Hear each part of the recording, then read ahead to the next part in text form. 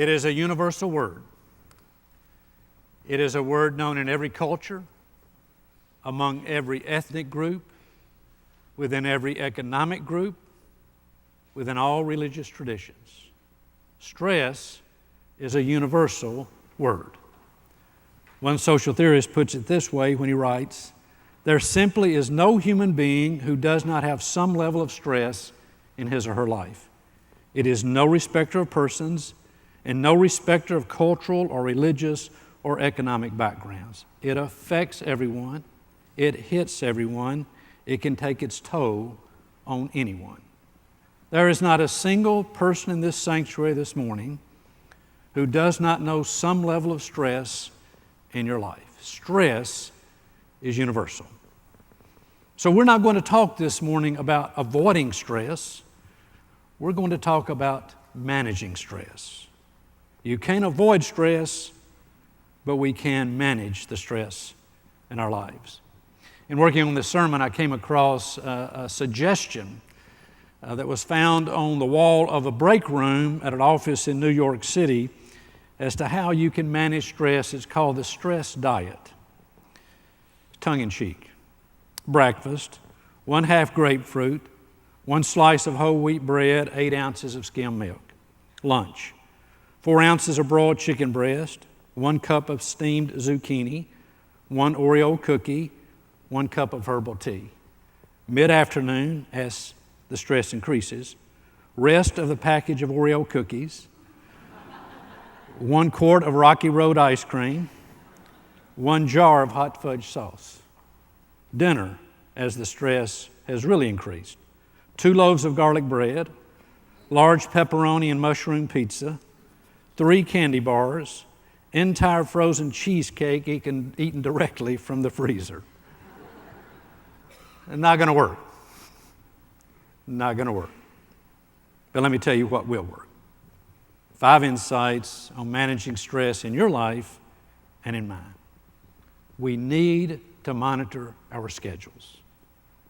One of the things I say to people when I'm greeting at the door on Sunday mornings and they speak to how the sermon is spoken to them is God speaks to me first. And if God spoke to me about anything in preparation for this sermon, it was this point: we must monitor our schedules.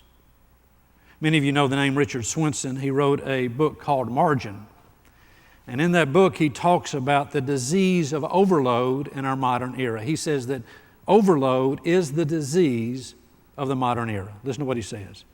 Progress has given us unprecedented affluence, education, technology, and entertainment. We have comforts and conveniences other eras could only dream about. Yet we are not flourishing under the gifts of the modern world as one would expect. Otherwise, why are the therapist offices so full? Something is wrong. People are tired and frazzled. People are anxious and depressed. We have to have some room to breathe. Now, I know what the response is from many of us, including me, when someone says to us, "You need to monitor your schedule." We say, "Well, preacher, you don't understand. There are things going on in my life that keep me from managing my schedule. There are responsibilities that have been put in my lap. There are family needs that I have to face and have to handle. There are deadlines at work over which I have no control. They just are there. There might be some emerging health issues. There's not a one of us who can't say that there are reasons that we can't manage our schedule. Every one of us could say that there is something keeping us from monitoring our schedules, including me. And my response to that is we must do something.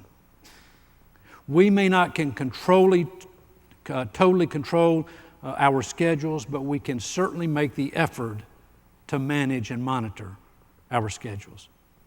One of my favorite poems that I want to share with you, and I've shared it in ponderings before, is called "Slow Me Down, Lord." I need to hear this, and you need to hear this. Slow me down, Lord. Ease the pounding of my heart by the quieting of my mind. Steady my harried pace with a vision of the eternal reach of time. Give me, amidst the confusion of my day, the calmness of the everlasting hills. Help me to know the magic restoring power of sleep.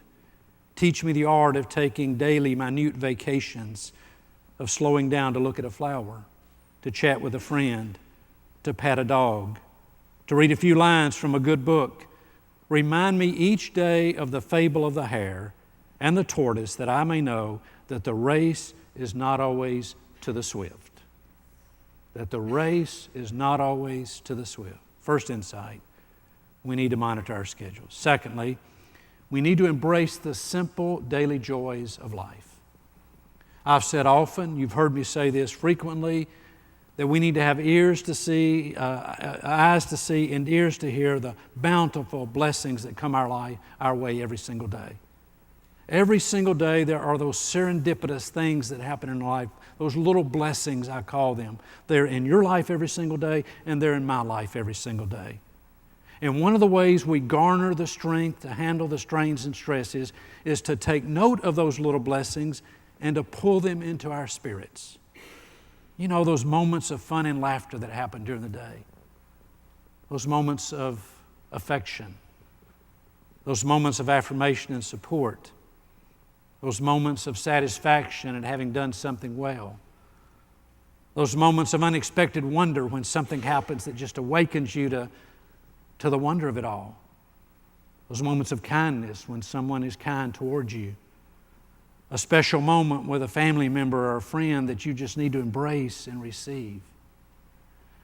I read a wonderful testimony to this by a mother who shared a moment of special contact with her young child. Listen to these words. This is one of those serendipitous, blessed moments of life that you have to note and receive. I was trying desperately to get my 10-month-old daughter to sleep. I had much to do: clean bottles, make formula, gather laundry, prepare the baby's diaper bag for the next morning, get my clothes ready for work, try and get some rest myself. I rocked and rocked her with little effect. I was fighting an inner urge to scream in frustration. Then something wonderful happened. My little girl touched my lips with the tip of one of her fingers. Just touched my lips and smiled. Suddenly, the to-do list faded away, and there was nothing but the two of us in a precious moment as we rocked and she finally went to sleep. Every single day of your life and of mine, there are those blessed, serendipitous little moments of goodness that we need to receive into ourselves that we might be strengthened. Third insight, we need to give time to the special relationships of our lives. We need to give time to the special relationships of our lives. I'm going to confess something this morning. And let me tell you, I thought about this carefully before confessing it. I love Duck Dynasty. I really did think about this. Does the preacher of sophisticated Germantown United Methodist Church stand up and admit in 3 worship services that he loves Duck Dynasty? I love Duck Dynasty. I do not miss Duck Dynasty. I may have gone to seminary and gotten a theological degree and gone on to do PhD work in social ethics. I love Duck Dynasty. And if I don't see Duck Dynasty, I tape Duck Dynasty. Everybody here know about Duck Dynasty? Oh, come on now. Hey, there are some folks back there going, or the wife is slapping the husband and saying, no, don't admit it, don't admit it. Well, you know about Duck Dynasty. If you don't, I'll tell you. Duck Dynasty is a reality show that appeared 3 years ago on A&E television. It's about the Robertson family who owns a duck call fabrication business in West Monroe, Louisiana. And the show is always about them, the mother and father. The father's Phil, the mother he calls Miss Kay, and then the 4 boys and their wives and families. And it's always hilarious. I mean, it's hilarious. But it's also soul enriching. They began the 4th season just a couple of weeks ago. Couldn't see it, but I taped it. 12 million people watched the beginning of the 4th season of Duck Dynasty. 12 million people. It was the most watched television show, period, in the second week of August, which tells you something's going on in Duck Dynasty. I've never watched Mad Men, but that same week, Mad Men had 2.7 million. Duck Dynasty had 12 million people. And this segment was about a surprise wedding for Phil, the patriarch, and Miss Kay, the matriarch. They'd been married almost 49 years. They had never had a spiritual wedding per se, a religious wedding. They were married by justice of the peace. So the children decided they would throw a surprise renewal of vows ceremony for Phil and Miss Kay, and they did on the Robertson property. And in that, and their son, one of their sons is a minister, so he performed the ceremony. So they were not married by a minister 49 years ago, but they were on this occasion. And in that ceremony, Miss Kay and Phil spoke some personal words to each other. I want you to share these with you. Miss Kay said to Phil, "Phil, from the time I was a teenager, I loved you. We've been through good times and some hard times. I loved you when we were poor and you were not so nice. Now you're really nice and kind. And all I can say about that is I'm not going anywhere. I will love you forever." And Phil, holding her hands, Miss Kay holding Phil's hand, says, "Let's see, Miss Kay. We've been running together since we were teenagers. The old blue Chevrolet with Si in the back. From you have come 4 healthy, godly men. You are my best friend, and I love you dearly. And I'm going to be with you for the long haul until they put me in the ground." You realize that one of the profound gifts in your life, as in mine, are the primary relationships God has given us. You husbands, do you realize that one of the primary gifts in your life is the gift of your wife? And the more time you spend with your wife, the more blessed you are. Wives, do you realize that one of the primary gifts in your life is your husband? And the more time you spend with your husband, the more blessed your life is. Parents, children, parents. One of the soul-filling, life-inspiring, life-enriching gifts of God are the primary relationships of our lives. And the more time we spend with those primary relationships, the stronger we are to handle the stresses and the strains of life. That's true for me, and it's true for you. Fourth insight. We must each find our way to manage stress. We're all different personalities. So one technique for managing stress that works for one person won't necessarily work for another person. But each of us has to find techniques for managing stress in our lives. I want to tell you 4 things I do. And some days I do all 4. 4 things I do when I feel stress rising. You do feel that, don't you? Have you ever thought about that stress rises? And it's like a rising tide, and you feel it. You know the stress is there. You know it's coming. Let me tell you 4 things I do when I feel the stress rising. First of all, I give myself a spiritual pep talk. Literally. If I feel the stress rising, I start talking to myself. "Richard, calm down. Calm down. Don't let this get to you." And if I'm not in my car holding my hands to the wheel, I'll literally go, "Richard, calm down. Calm down." If I'm in my car, I just say it. "Richard, calm down. Calm down."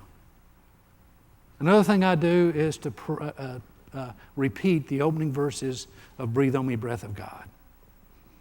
Breathe on me, breath of God. Fill me with life anew, that I may love what thou dost love and do what thou wouldst do. Breathe on me, breath of God. Fill me with life anew. Or I'll repeat the opening words of the Serenity Prayer, as you probably do. And by the way, quick aside, I'll start next Sunday a 3-part series on the serenity prayer. God, grant me the serenity to accept the things I cannot change, the courage to change the things I can, and the wisdom to know the difference. There's many a day that I'm walking through my office and I am saying to myself, God, grant me serenity to accept this day what I can't change. Strength and courage to change what I can. Or I put on music. I've talked about this before. I love Kenny G. Duck Dynasty, Kenny G. You're saying, I never would have thought that about our pastor. Right up there together. Kenny G. He's playing that horn. Wow. My soul calms. I've got it on Pandora on my computer. I've got a CD in my car. I just bought an XM radio, and I guarantee it'll be tuned to Kenny G. Or Lori Line. Don't know if you know Lori Line. She's an instrumentalist as well, plays the piano. Goodness gracious, that light classical music. What's your technique? What do you do when the stress is rising?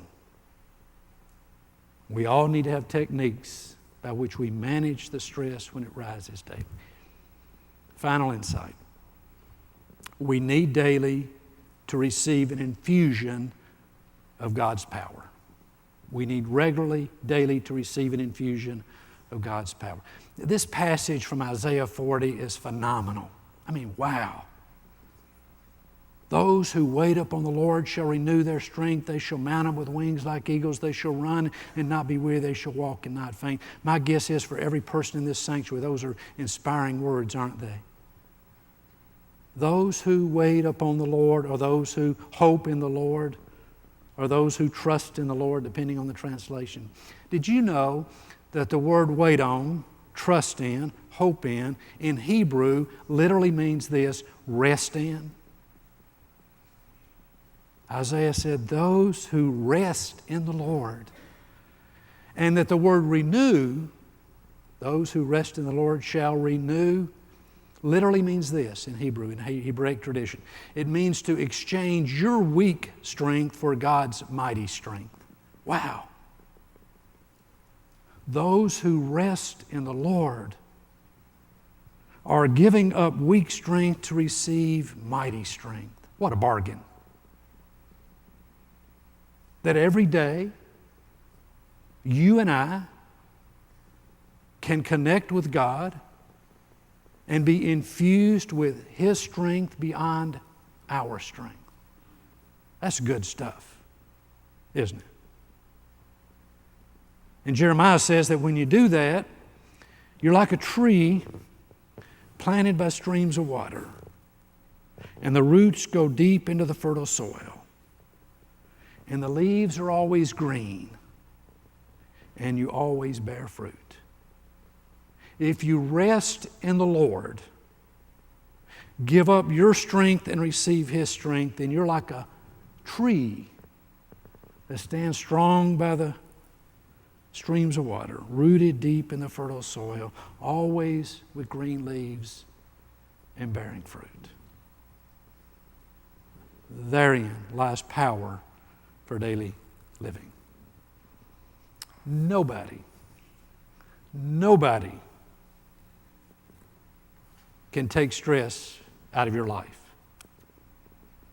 Stress is real. Stress is universal. But with God's help, we can manage the stress of our lives. 5 things again. We must monitor our schedules. We need to embrace the simple daily blessings of life and receive them into our spirits. We need to spend time with the primary relationships of life that enrich us. We need to find the techniques that work for us. What techniques as the stress rises? And we need daily, regularly, to receive an infusion of God's power. Thanks be to God. Amen. I call your attention now to your bulletin, to our affirmation of faith for the morning. And let us stand as we affirm our faith.